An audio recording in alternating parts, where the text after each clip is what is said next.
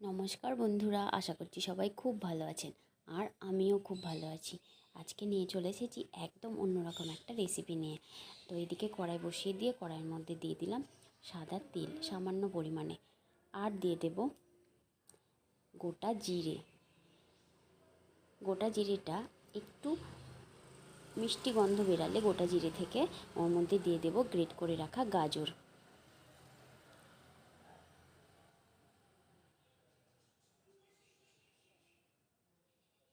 গাজরটা পুরোটা দিয়ে দিয়েছি, এবার একটু নেড়ে নেব।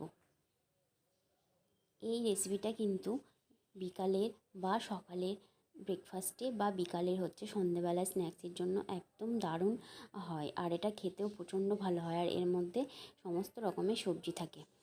তো এর মধ্যে আমি গাজরটা ভালোভাবে নাড়াচাড়া করে নিলাম। আর এরপর গাজরের মধ্যে দিয়ে দেব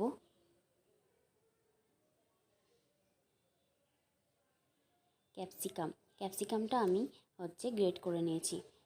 তো এখানে আমি একটা গোটা ক্যাপসিকাম দিয়েছি। ক্যাপসিকামটা দেওয়ার পর আবারও ভালো মতো নাড়াচাড়া করে নেব। এর মধ্যে দিয়ে দেব পরিমাণ মতো লবণ, আর দিয়ে দেব সামান্য পরিমাণে হলুদ গুঁড়ো। লবণ আর হলুদ দেওয়ার পর আবারও ভালোভাবে নাড়াচাড়া করে নেব। অনেকটাই কমে গেছে গাজরটা, আর প্রায় হয়েও গেছে। আর সামান্য কিছুক্ষণ নাড়াচাড়া করে নেব। আর এদিকে আমি রেডি করে নেব। রোল ময়দা নিয়ে নিয়েছি এখানে 1 বাটি, আর নিয়ে নিয়েছি এমনি ময়দা আটার 1 বাটি। তো দুটো একসাথে দিয়ে দেব। আর এর মধ্যে দিয়ে দেব সামান্য পরিমাণে লবণ, দিয়ে দেব সামান্য পরিমাণে তেল, দিয়ে দেব সামান্য জোয়ানটা দিলে ডাইজেশনে খুব ভালো হয়। আর এদিকে ওদিকটা রেডি করতে করতে এর মধ্যে দিয়ে দেব সামান্য পরিমাণে জিরের গুঁড়ো। তো এদিকে জিরের গুঁড়োটা দেওয়ার পর ভালোভাবে নাড়াচাড়া করে নিলাম। এদিকে আমি আটার মধ্যে অল্প অল্প জল দিয়ে আটাটাকে একটা ডো বানিয়ে নেব। তো এদিকে ভালো মতো একটা ডো বানিয়ে নিয়েছি। ডোটা বানিয়ে নেওয়ার পর ঢাকা দিয়ে কিছুক্ষণ রেখে দেব। তো এদিকে রেডি হয়ে গেছে আমার গাজর আর ক্যাপসিকামটা ভালোভাবে নাড়াচাড়া করে ভেজে নিয়েছি। ওর মধ্যে আমি দুটো বড় সাইজের আলু সেদ্ধ করে নিয়েছি, আর ম্যাশ করে এর মধ্যে মিশিয়ে নেব। আলুটা চাইলে আপনারা এর মধ্যে গ্রেট করেও দিতে পারেন, সেটাও হয়। এখানে আমি আলুটা সেদ্ধ করে ম্যাশ করে নিয়েছি। তো এদিকে হয়ে গেছে পুরটা বানানো, ভালো মতো রেডি হয়ে গেছে। ভালোভাবে নাড়াচাড়াও করে নিয়েছি, কোনো মশলা ছাড়া, কিন্তু সামান্য পরিমাণে শুধু জিরে দিয়েছি। আর বাদবাকি কিছুই এর মধ্যে নেই, জিরে ফোড়ন দিয়ে। তো এদিকে আটাটাও আমি ভালোভাবে মাখিয়ে নিয়ে এরকম বড় রুটির আকারে ডো বানিয়ে নিয়েছি। তো ভালোভাবে বেলে নেব। খুব বেশি বড় করব না, লুচির সাইজের যেরকম হয় লুচি পুরি সেরকমভাবে বেলে নেব। আর ওপরে দিয়ে দেব কালো জিরা ছড়িয়ে। আপনারা চাইলে এর মধ্যে আরও অনেক কিছু অ্যাড করতে পারেন। তো এদিকে ভালোভাবে বেলে নিচ্ছি লুচির মতো। আর মাঝখানটা একটু মোটা থাকবে, সাইডে একটু পাতলা করে বেলতে হবে। তো এদিকে ভালো মতো বেলা হয়ে গেছে। যেদিকে কালো জিরে দিয়েছি উল্টে দেব। আর এর মধ্যে দিয়ে দেব বানানো পুরটা ঠান্ডাও হয়ে গেছে। এর মধ্যে বেশি করে পুর দিয়ে ভালোভাবে মুড়িয়ে নেব, যাতে পুর বানানো হয়ে গেলে খুলে না যায় ভাজার সময়। তো এদিকে ভালোভাবে এরকম মুড়িয়ে নেব। আর এই রান্নাটা কিন্তু বাচ্চারা প্রচণ্ড ভালোবাসে খেতে। তো কোনো বাচ্চা বেশিরভাগ বাচ্চাই সবজি খেতে পছন্দ করে না। তো এর মধ্যে ক্যাপসিকাম, গাজর আছে, আপনারা চাইলে আরও কিছু সবজি অ্যাড করতে পারেন, সেটাও খুব ভালো হয়। তো এইভাবে ভালো মতো মুড়িয়ে নিয়েছি। আর এইভাবে হাত দিয়ে একটু ভালোভাবে চেপে চেপে দেব, যাতে সমস্ত জায়গায় পুরটা ঠিকঠাক মতো সেট হয়ে যায়। আর এটা কিন্তু বেলবো না, এভাবেই থাকবে। রেডি হয়ে গেছে আমার একটা বানানো।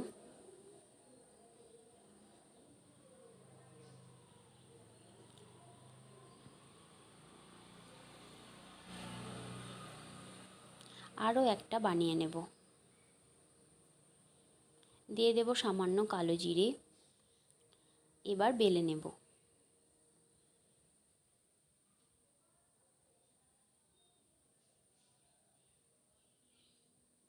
সামান্য আটা দিয়ে বেলে নেব। আপনারা চাইলে আটা না দিয়ে তেল দিয়েও বেলে নিতে পারেন। তো এখানে আমি সামান্য আটা ছিটিয়ে বেলে নিচ্ছি। তো খুব সুন্দর হয়ে গেছে আমার লুচির আকারে বানানো। তো এবার যেদিকে কালো জিরে আছে সেম উল্টে দেব। এভাবে আবারও দিয়ে দেব পুর।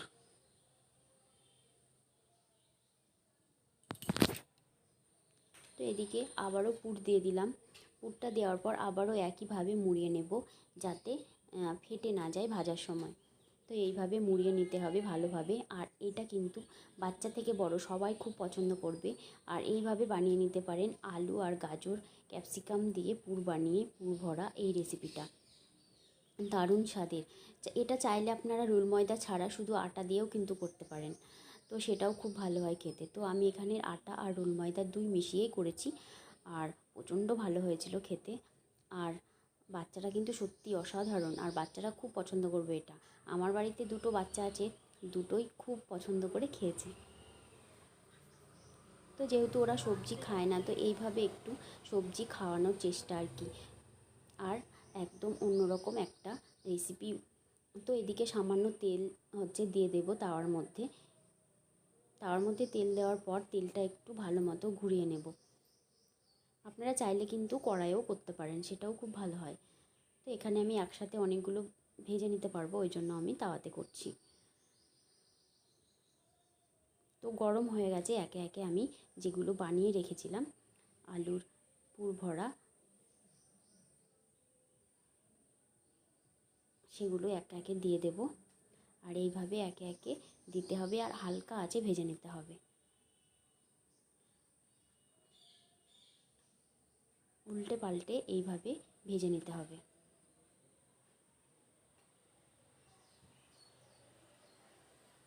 এইভাবে বানিয়ে নিতে পারেন এই রেসিপিটা সকালের জলখাবার বা বিকালের। দারুণ হয় খেতে। ফুলেও গেছে, খুব সুন্দরভাবে ফুলে উঠেছে। রেডি হয়ে গেছে, নামিয়ে নেব। তো রেডি হয়ে গেছে আমার। এইভাবে বানিয়ে নিন আলুর পুর ভরা রেসিপি। একদম নতুনত্ব, দারুণ স্বাদের এই রেসিপিটা। আপনারা চাইলে সস বা চাটনির সাথে এটা পরিবেশন করতে